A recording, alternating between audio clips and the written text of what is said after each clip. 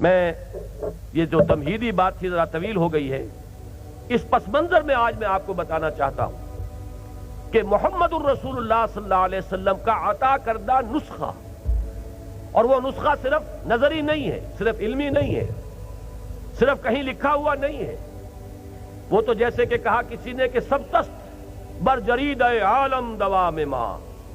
وہ مجرب نسخہ ہے اور تاریخ انسانی میں ثبت ہے کہ حضور نے یہ کام کر کے دکھایا۔ دیکھیے حضور کے معجزات صلی اللہ علیہ وسلم، یہ ایک بڑی طویل بحث ہے۔ حضور کا سب سے بڑا معجزہ قرآن حکیم ہے، زندہ ہے، پائندہ ہے، تابندہ ہے، فاش گوئے مانچے در دل مزمرست، ہی کتابیں نیست چیزیں دیگرست، مثل حق پنہاؤ ہم پیداستو، زندہ و پائندہ و گویاستو۔ پھر حضور کی حیات طیبہ میں بے شمار خرق عادت واقعات ہوئے ہیں جنہیں ہم معجزات کی حیثیت سے جانتے ہیں۔ تھوڑا سا کھانا تھا، چند آدمیوں کے لیے بھی کفایت نہ کرتا، حضور نے اپنا دست مبارک اس کے اوپر رکھا صلی اللہ علیہ وسلم، اور پورا لشکر سیر ہو گیا، ہوا ہے، واقعات ہوئے۔ لیکن میرے نزدیک جو اس دور میں سب سے زیادہ نمایاں کر کے پیش کیا جانا چاہیے حضور کا زندہ معجزہ، وہ یہ ہے کہ کل 20 برس کی مدت میں ایک قوم کی کایا پلٹ کر رکھ دی، ایک مکمل انقلاب برپا کر دیا۔ وہ مکمل انقلاب جس کی گواہی ایم این رائے نے دی، میں نے کئی مرتبہ اس کے حوالے آپ کو دیے ہیں۔ ہندو کمیونسٹ 1920 کا اس کا لیکچر ہے جو ہسٹوریکل رول آف اسلام کے نام سے کتابی شکل میں چھپا ہوا ہے، کبھی پڑھیے اس کو۔ پھر اس صدی میں اس کے اواخر میں آ کر ڈاکٹر مائیکل ہارٹ دی 100 کا مصنف، اس کی گواہی پڑھیے۔ He is the only person supremely successful in both the religious and the secular fields۔ ایک عظیم انقلاب برپا کیا ہے۔ مصطفیٰ اندر ہرا خلوت گزید، قوم و آئین و حکومت آفرید، کہاں سے کہاں اٹھا کر قوم کو پہنچایا۔ میرے نزدیک سب سے بڑا تاریخی معجزہ محمد رسول اللہ کا یہ ہے صلی اللہ علیہ وسلم۔ اس تاریخی معجزے کے جہاں بہت سے اسپیکٹس ہیں، بہت سے پہلو ہیں، ان میں ایک جز ہے اس معجزے کا، یہ بے شمار معجزات سے بنا ہوا ایک معجزہ ہے، لیکن ایک اہم جز اس کا یہ بھی ہے کہ ایک منتشر قوم کو، ایک وہ قوم جسے قرآن نے نام دیا ہے قومن لدّا، بڑی جھگڑالو قوم، جس کے بارے میں حالی نے کہا تھا اور بڑے خوبصورت الفاظ میں، سادہ الفاظ میں تعبیر کی ہے کہ کہیں پانی پینے پلانے پہ جھگڑا اور کہیں گھوڑا آگے بڑھانے پہ جھگڑا، اور جو جھگڑا شروع ہوا تو پھر وہ کبھی ختم نہیں ہوتا،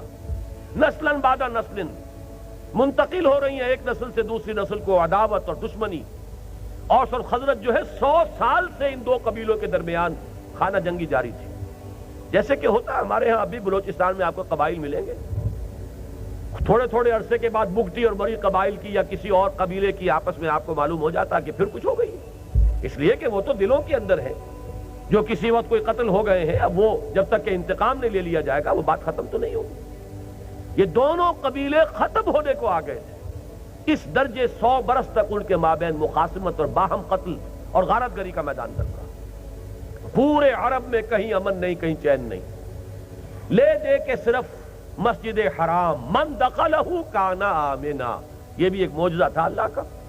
کہ جو یہاں داخل ہو جائے گا امن میں ہوگا۔ حرم کی سرزمین میں امن تھا، اور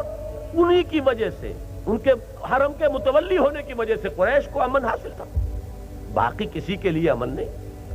وہ 4 مہینے اگر اشہر حرم ان کے ہاں نہ ہوتے تو پورے جزیرہ نما عرب میں ایک انسان زندہ نہ بچ سکتا۔ وہ تو 4 مہینے ان کی مذہبی روایت یہ تھی کہ 8 مہینے لڑو، البتہ 4 مہینے جو ہے یہ اشہر حرم میں لڑائی نہیں ہے، تب وہ زندگی وہاں پاسبل تھی، وہاں زندہ رہنا ممکن تھا، ورنہ نہ ہوتا۔ اس قوم کو جو بنیان مرصوص بنایا، اس قوم کو جو متحد کیا ہے، جس طرح ان کے دلوں کو جوڑا ہے، جس طریقے سے ان میں نظم پیدا کیا ہے، اس درجے کا نظم کہ اور خیر جنگ کے اندر تو ہوتا ہی ہے کہ صف بندی بھی ہو، اور کوئی کمانڈر ہے اور کوئی سپہ سالار ہے، اور کوئی مختلف جو جتھے ہیں، میمنہ ہے، میسرہ ہے، اس کا کوئی سپہ سالار ہے، وہاں تو ڈسپلن ہوتا ہے، لیکن عبادت جیسی چیز میں یہ ڈسپلن جو آپ کو نماز میں نظر آتا ہے، ایک امام اور پیچھے صفے باندھے ہوئے، اور اس کی ایک آواز کی حرکت جو ہے جیسے کہ پریڈ ہو رہی ہو، کوئی کوشن آ رہا ہے اور اس کے بعد حرکت ہو رہی ہے، یہ نظم خالص عبادت سے لے کر کہ جو ایک ذاتی معاملہ سمجھا جاتا ہے بندے اور رب کے مابین، وہاں سے لے کر اور میدان جنگ تک نظم، ڈسپلن، پابندی، سم و طاعت، سنو اور اطاعت کرو، فاسمعوا واطیعوا،